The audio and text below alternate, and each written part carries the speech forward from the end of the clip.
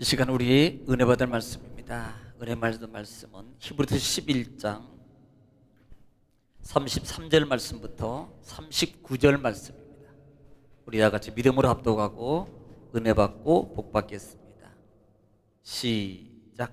그들은 믿음으로 나라들을 이기기도 하며 의를 행하기도 하며 약속을 받기도 하며 사자들의 입을 막기도 하며 불의 세력을 멸하기도 하며 칼날을 피하기도 하며 연약한 가운데서 강하게 되기도 하며 전쟁에 용감하게 되어 이방 사람들의 진을 물리치기도 하며 여자들은 자기의 죽은 자들을 부활로 받아들이기도 하며 또 어떤 이들은 더 좋은 부활을 얻고자 하여 심한 고문을 받되 구차히 풀려나기를 원하지 아니하였으며 또 어떤 이들은 조롱과 채찍질 뿐 아니라 결박과 옥에 갇히는 시련도 받았으며 돌로 치는 것과 톱으로 켜는 것과 시험과 칼로 죽임을 당하고 양과 염소의 가죽을 입고 유리하여 궁핍과 환난과 학대를 받았으니 이런 사람은 세상이 감당하지 못하느니라. 그들이 광야와 산과 동굴과 토굴에 유리하였느니라.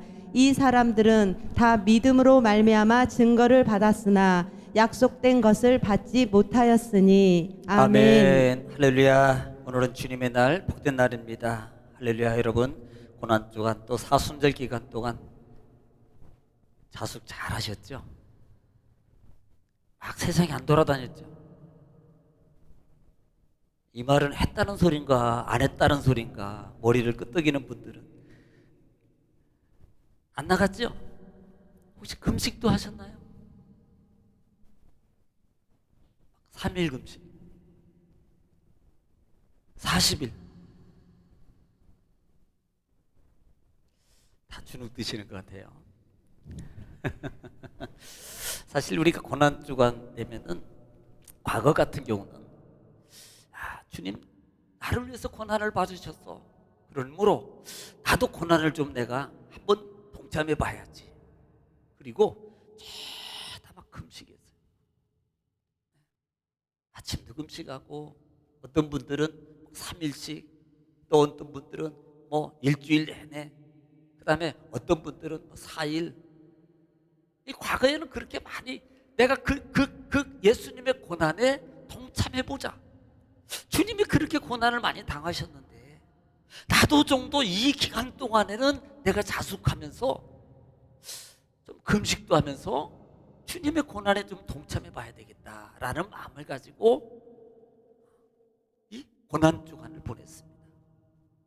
또 이 고난주간에는요 그렇게 깊은 찬송도 안 불렀어요. 그냥 고난에 가는 거 십자가 그 다음에 또 밖으로 다니는 거 어떤 특별한 일도 자숙하고 막 그랬어요. 그런데요 점점점 시간이 지나가면서 이제 그런 마음들이 또 어떻게 보면 문화인지도 모릅니다만은 그런 마음들이 점점점 없어져요. 그냥 사순절이네. 고난주간이가 뭐구나. 아이고 오늘은 부활주의군. 그 마음에 어떤 마음이 없어지고 그냥 순간적인 어떤 은혜, 감동적인 그 순간에서 그리고 지나면 오늘은 지나갔구나. 내일은 월요일이네. 전혀 은혜의 감동의 힘이 내 삶 속에서 또 자기 스스로도 그 부분을 유지하려고 하는 신앙의 마음의 힘이 사라졌다는 거예요. 저희 성도님들은 그러지 않을 줄 믿습니다만은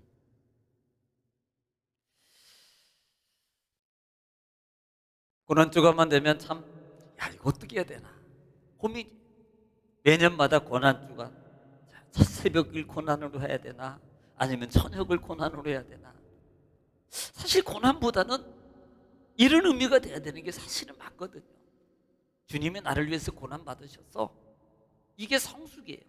그러므로 내가 주님의 고난의 은혜에 감사해서 이 시간만이라도 더 내가 하나님 앞에 열심을 한번 내봐야 돼요.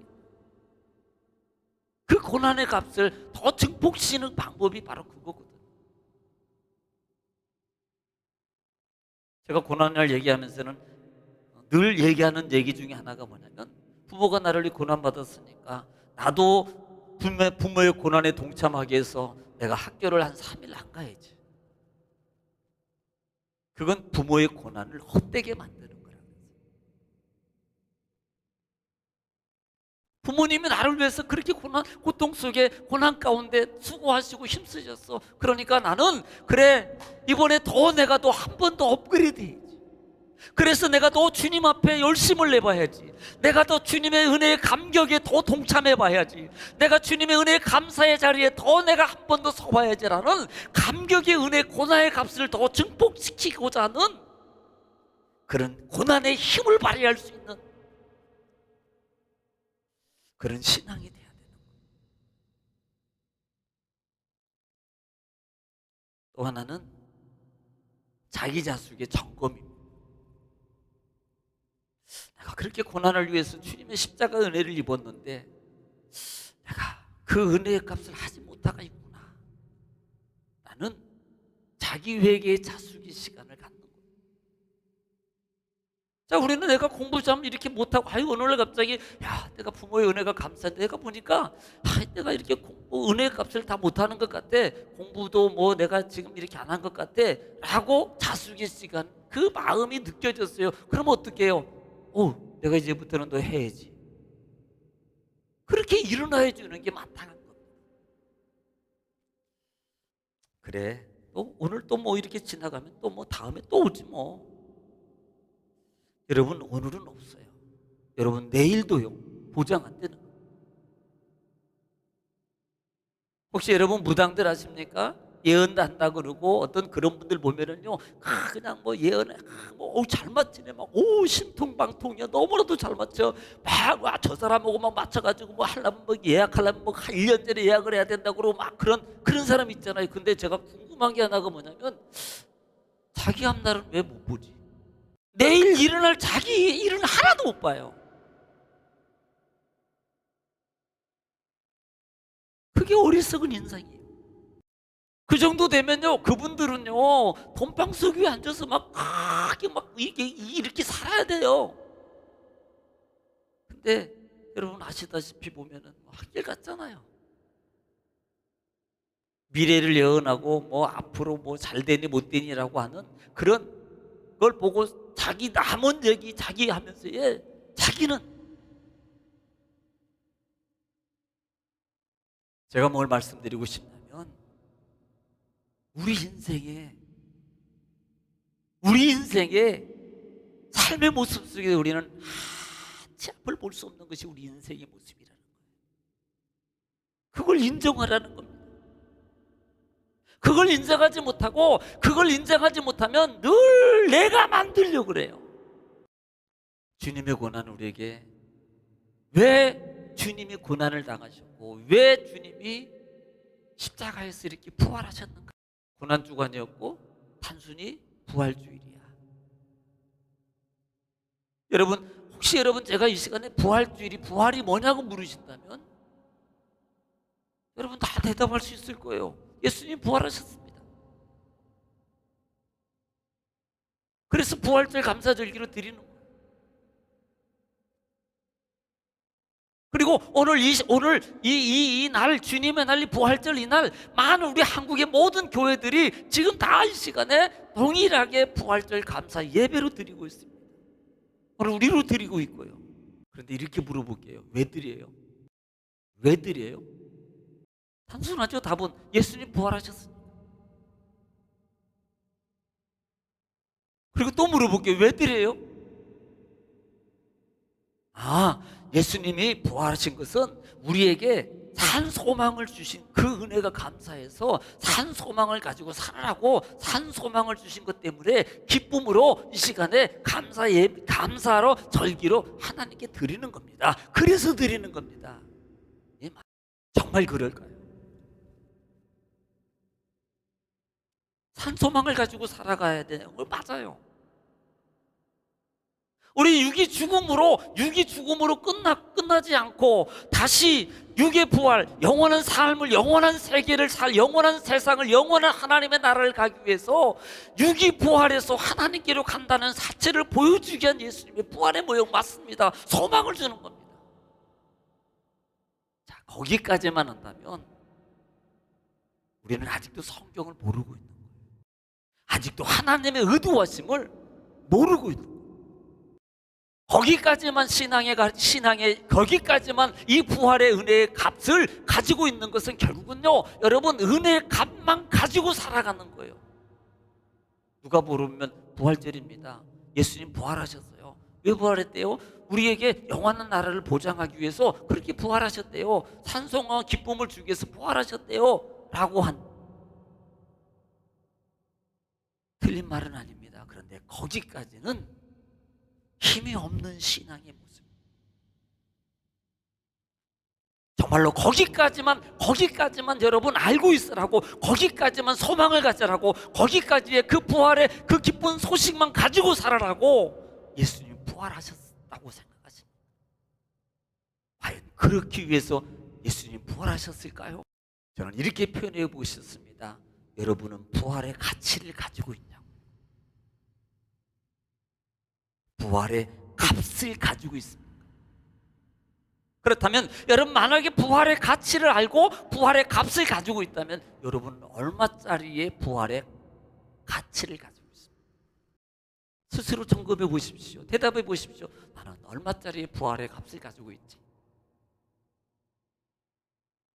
좀 이게 좀 감이 안 와요? 그러면 다시 물어볼게요. 여러분은 예수님의 부활의 값이 얼마짜리라고 생각하세요? 조금 생각해야 돼요. 얼마짜리로 할까? 왜? 평상시에 그건 생각 안 했거든. 그냥 부활했지. 부활은 소망이고 부활은 우리에게 기쁨이야. 그 정도 이해했어요. 마치 우리 부모가 나를 낳아주고 나를 길러줬어요. 그러니까 그래, 부모는 나를 낳아주셔서 부모님 은혜 감사해. 나 근데 부모님 때문에 내가 살고 있지. 부모님 은혜 감사해. 어느 날 갑자기 혹시 이렇게 생각해 보라는 겁니다. 우리 어머니, 부모님, 아버지, 어머니의 나를 낳아주신 은혜의 값은 얼마일까? 나는 얼마로 여기고 있을까? 이게 갑자기 물어보면요, 글쎄요, 한 번도 생각해 보지 않았기 때문에 그냥 말할 수 있겠죠. 여러분, 부활의 값이 얼마나 큽니까? 왜요? 죽음을 통해서 우리에게 준 거 아니에요? 여러분, 돈보다도 더 값지고요, 세상의 어떤 것보다도요 더 값진 거. 왜? 죽음이라는 것은 값으로 따질 수가 없는 거 아닙니까? 그 죽음을 통해서 우리에게 주신 거잖아요. 그만큼 가치가 있다는 거예요. 오늘 이 시대 많은 크리스찬들이 신앙의 삶을 살아가면서 가끔 부활의 말씀을 통해서 들을 때마다 우리는 단순한 신앙관입니다.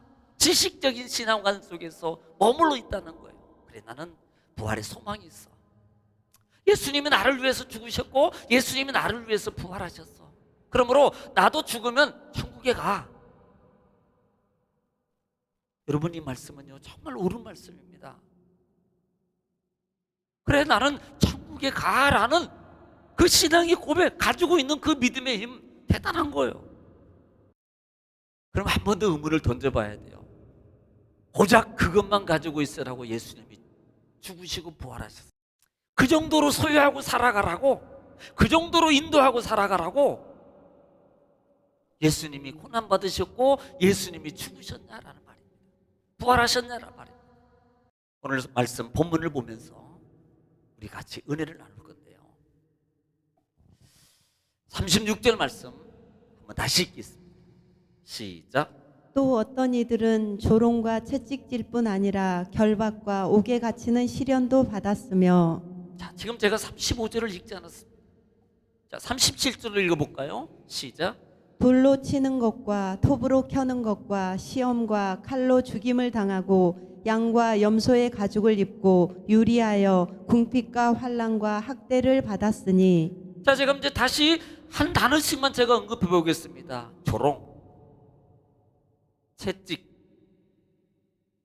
결박, 옥에 갇히고 돌로 맞고 톱으로 잘리고 칼로 죽임을 당하고 짐승의 가죽옷을 입고 광야에서 유리하는 생활을 살아가고 궁핍과 환난과 학대를 받으니, 자, 이 단어에 누구도 여기에 아마 나도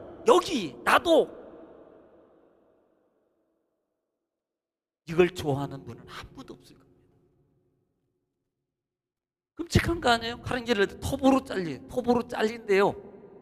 톱으로 켠대요. 저는 이 부분을 보면서 막 끔찍하더라고. 톱으로 잘림을 당해. 돌을 때려요. 큰 돌을 들어서 한번 생각해 보세요. 여러분, 이게 가만히 있는 게 아니고요. 여러분 한번 상상을 해 보세요. 누가 돌을 들어서 여러 사람이 살아있는 사람 나에게 그 돌을 던지자고 해보세요. 생각해 보세요. 그 돌을 내가 맞는다고 하면 상상해 보세요. 어떨까요? 조롱은 좀 괜찮아요. 조금만 건드려도 속에서 얼굴이 부그락부락 할 건데, 아마 이 말씀 듣다가도요 금방 얼굴이 왔다 갔다 할 거예요. 그래, 조롱은 좀 그래, 조금 더 해서 채찍 정도는 그래 좀 한번 해볼 수 있지. 자, 그런데 칼로 죽임을 당하고 톱으로 잘림을 당하고 돌을 던져서 맞는 그 부분을 생각해 보십시오. 유리하는 거, 그래 그 광야에서 유리하는 거 좀 고통 참지. 그런데 이런 상황이 내게 온다고 할 때, 그래 나는 견딜 수 있을까?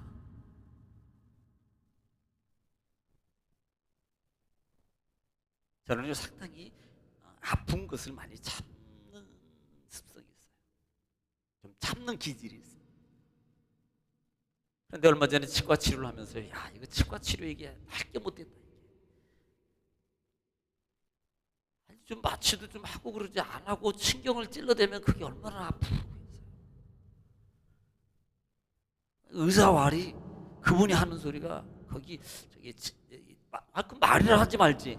마취를 하고 하면 좋은데 마취를 안 하고 하면 빨리 이렇게 치료도 되고 빨리 하고, 그런데 또 그런 줄 알았죠. 그런데 그 고통을 참는데요. 끝나고 나면서 제가 이거 치과 치료 못할 것 같네요. 내가 그래서 어지간하면 제가 참거든요. 웬만해서는 참아요. 견뎌요. 웬만해서. 아마 그냥 생사를 꼬매도 저는 한번 가만히 있을 거예요. 성격이 그래요. 그런데 이 고통의 성경을 읽으면서 제가 보면서 제 마음속에 다가오고 있는 하나의 그 주님 하나님의 말씀하신 십자가의 구속, 그 속에서 부활을 사건을 통해서 주시는 십자가의 그 부활의 하나님의 은혜의 말씀이 과연 무엇이냐라는 부분을 한번 생각하게 된 거예요. 그때 문득 생각난 말씀이 오늘 본문의 말씀이었거든요. 35절 읽겠습니다. 시작. 여자들은 자기의 죽은 자들을 부활로 받아들이기도 하며 또 어떤 이들은 더 좋은 부활을 얻고자 하여 심한 고문을 받되 구차히 풀려나기를 원하지 아니하였으며. 제가 이 말씀을 읽는 중에요. 이 여자들은 고난을 부활을 받아들여. 그런데 그 다음에 더 좋은 부활을 얻고자 심한 고문을 받되 구차히라는 단어에서 제 마음이 와닿았어요. 구차히 풀려나기를 원치 아니하며, 이 말이었어요. 이 말을 조금 더 생각하면 얼마든지 내가 변명하고 얼마든지 내가 타협하면 이거 안 받을 수 있었다는 거예요. 얼마든지 내가 거기에 맞추면 얼마든지 내가 그냥 거기에 그냥 얼렁뚱 넘어가고 그렇게 그냥 수용하고 안 본 듯 들은 듯 안 들은 듯 그 다음에 그냥 그렇게 되는 거다. 그 다음에 내 육적 그런 상황에 맞춰가면 이 여인은요 이런 고통을 당하지 않아도 되는 거야. 그런데 구차히 이거요 안 피했다는 겁니다. 구차히 이거요 타협 안 했다는 거예요. 뻔히 손해볼 줄 알고요, 뻔히요 이게 내 수중에 내 손에서 돈이 나가고 그 다음에 그것 때문에 내가 고통을 받을 수 있고 내가 엄청난 손해가 올 것을 뻔히 알면서도요 구차히 이것을 피하지 않았다는 말입니다. 그 마음이 제 마음에 와닿았어요. 우리가 신앙의 길을 가면서 우리는 하나님 앞에 우리가 얼마나 비겁한 모습을 보일 때가 많았냐 이 말입니다. 베드로 아닌 베드로, 가룟 유다 아닌 가룟 유다의 삶을 우리가 주님을 믿고 주님을 따르고 산다고라고 하면서 내가 가룟 유다였고 돈 때문에 비굴해서, 목숨 때문에 비굴해서 베드로가 되었고, 그런데 오늘 본문의 여인은요 구차히 우리가 구약 성경 속에서 부활의 신앙을 대표하고 있는 인물이 누굽니까? 아브라함입니다. 창세기 22장에 보면 아브라함이 나와요. 그리고 22장은 독자 아들 이삭을 하나님께 드리는 장면입니다. 9절 말씀에 보면 시작. 하나님이 그에게 일러 주신 곳에 이른지라 이에 아브라함이 그곳에 제단을 쌓고 나무를 버려놓고 그의 아들 이삭을 결박하여 제단 나무 위에 놓고. 제가 이 내용을 잘 알기 때문에 그냥 읽은 거예요. 모리아 산에 가서 내 아들 드려. 그것도 100세에 난 하나밖에 없는 아들이. 자, 지금 아브라함이 하나밖에 없는 아들을 하나님 앞에 드리는 거예요. 드린다는 말은 그냥 단순하게 올려놨다 가져가는 게 아니고요, 죽여서 없애는 겁니다. 태워서 없애버리는 거예요. 그런데 아브라함은 지금 그걸 하고 있는 거예요. 제단을, 나무를 쌓아놓고 자기 아들, 하나밖에 없는 자기 아들, 그것도 100세에 낳은 아들 묶어가지고 나무 위에다 올려놨습니다. 그리고요 지금 이 아들을 죽이려고 하는 장면입니다. 10절 시작. 손을 내밀어 칼을 잡고 그 아들을 잡으려 하니. 보세요. 죽이는 충동이 아니에요. 흉내만 내는 것도 아니고요, 실제적으로 죽이려고 하는 장면입니다. 우리가 잘 아는 것처럼 그때 하나님이 만류해요. 아브라함아, 네 뒤 봐. 네가 나를 정말로 경외하는지를 이제 내가 알겠다. 그러니까 너 뒤를 돌아봐. 뒤를 돌아보니까 순양이 준비되어 있어요. 네 아들 드리지 말고 그거 잡아서 드려. 이것은 우리 여호와 일의 축복을 알고 있습니다. 자, 그래 우리는 할렐루야, 아브라함 정말로 대단하시네요. 할렐루야, 정말 아브라함 대단합니다. 자, 그러면요 오늘 우리는요 오늘 나는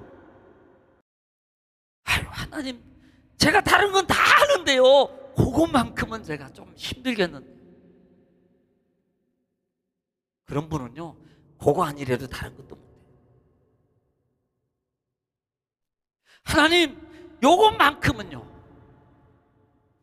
왜 하필이면 그걸 하라 그래요? 그런 분은요 하나님이 그거 안 하고요 요거 해요 그래도 그분은요 왜 하나님 이겁니까? 다른 거면 제가 몰라도요 또 그럴 뿐이에요.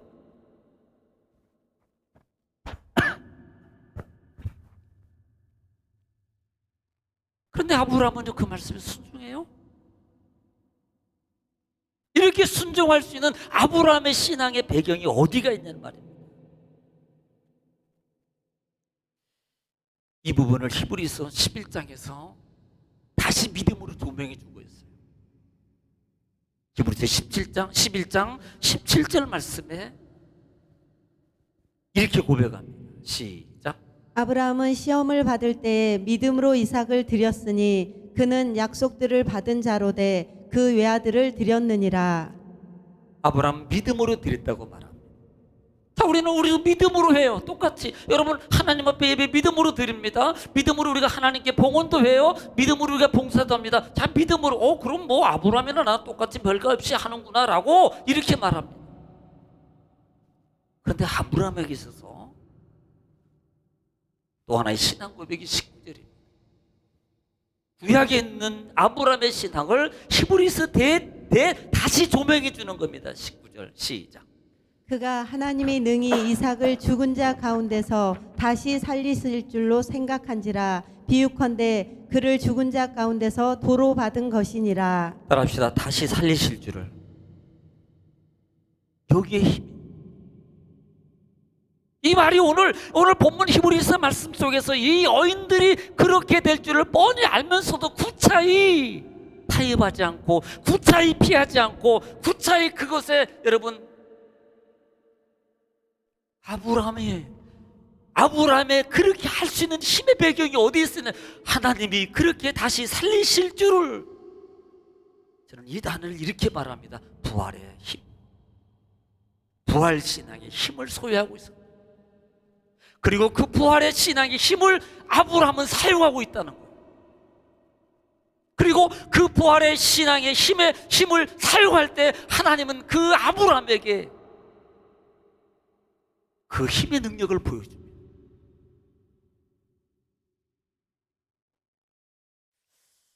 우리가 신약 성경에도 대표적인 인물이 나와요.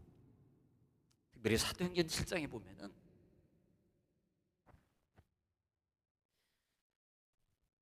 그것도 집사의직을 가지고 있는 분입니다. 집사의직을 가지고 있는. 54절 말씀에 따라합시다. 스테반 54절 시작. 그들이 이 말을 듣고 마음에 찔려 그를 향하여 이를 갈거늘. 자, 지금 이 말만 들으면 무슨 소리인지 몰라요. 스데반 집사가 성령이 충만을 받았습니다. 그리고 그 성령이 충만할 때 뭘 했냐면 당당하게 유대주의자들, 율법주의자들, 바리새인들, 서기관들 앞에서 강력한 메시지를 전해요. 마치 여러분 세례 요한이 그 이스라엘 사람들은 이 독사의 자식들아, 회개하라 독사의 자식들아, 이렇게 말하는 것처럼 강력하게 말하는 거예요. 그러니까 그 말을 들은 그 유대주의자들이요 이를 가는 거예요. 이를. 55절에 시작. 스데반이 성령 충만하여 하늘을 우러러 주목하여 하나님의 영광과 및 예수께서 하나님 우편에 서신 것을 보고. 우리는 말씀 속에서 뭘 볼 줄 알아야 됩니까? 여기에 답이 있거든.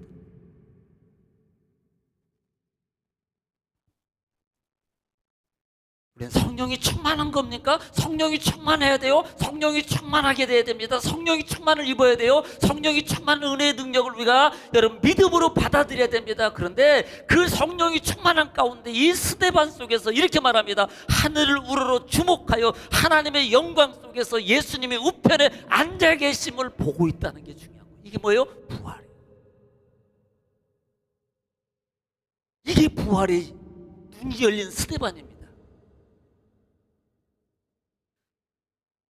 부활의 능력을 지금 이 스데반은 가지고 있어요. 그 부활의 능력을 가지고 있어요. 부활의 힘을 지금 사용하고 있습니다. 그래서 당당하게 말하는 거예요. 스데반은 그렇게 안 해도 돼요. 아니 뭐 지가 누구라고? 아니 바울 사도 있고 여러분 베드로 12 제자들이 지금 성령 충만해서 막 하고 있는데 지가 뭐라고 거기 안 해도 돼요. 안 죽어도 돼요. 얼마든지 안 하면요 돌에 맞아 죽을 이유가 없습니다. 그런데 성령의 감동, 성령의 은혜 그는 피하잖아요. 타협하잖아요. 죽음을 줄 알면서도 지금 하고 있는 거예요. 여러분 스데반 집사가 모르겠습니까? 뻔히 내가 그렇게 하면 그보다 더 많은 사람도 죽었는데 자기는 안 죽을 거라고 생각하겠어요. 그렇게 하면 뻔히 자기도 죽을 줄 알는데 알고 있으면서도 좀 강력한 메시지를 구차히 피하지 않고 있는 거예요.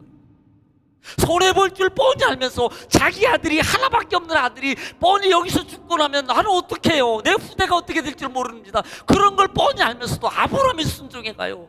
이게 부활의 힘을 가지고 사용하는 거예요. 또 한 군데 볼까요? 다니엘서에 보면 3장에 보면은 우리가 다니엘이 사드락과 메삭과 아벳느고 그 다음에 다니엘 사건은 안 읽어도 다 알아요. 3장 15절을 보겠습니다. 시작.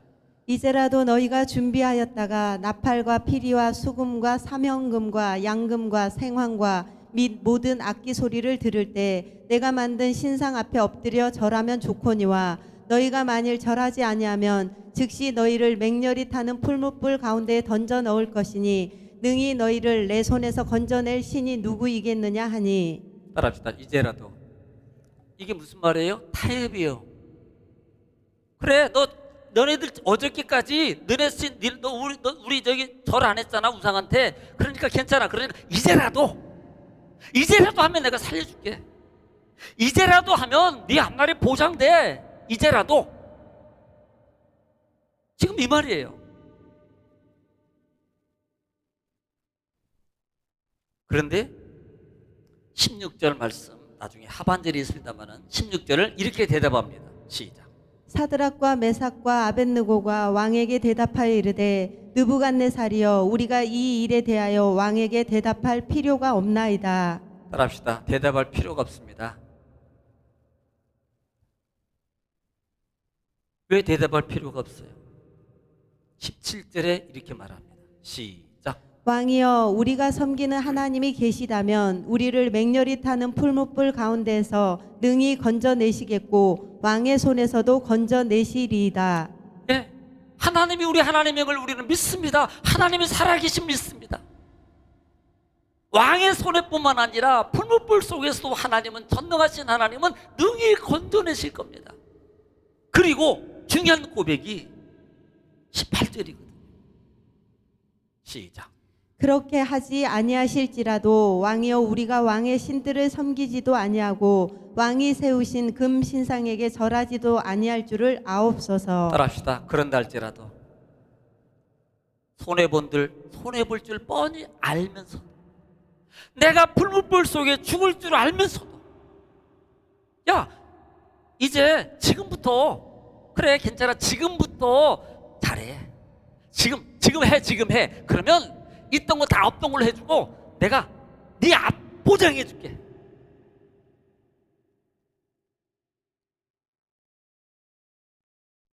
그런데 사드락과 메삭과 아벳느고는 사드락과 메삭과 아벳느고는 그런다 할지라도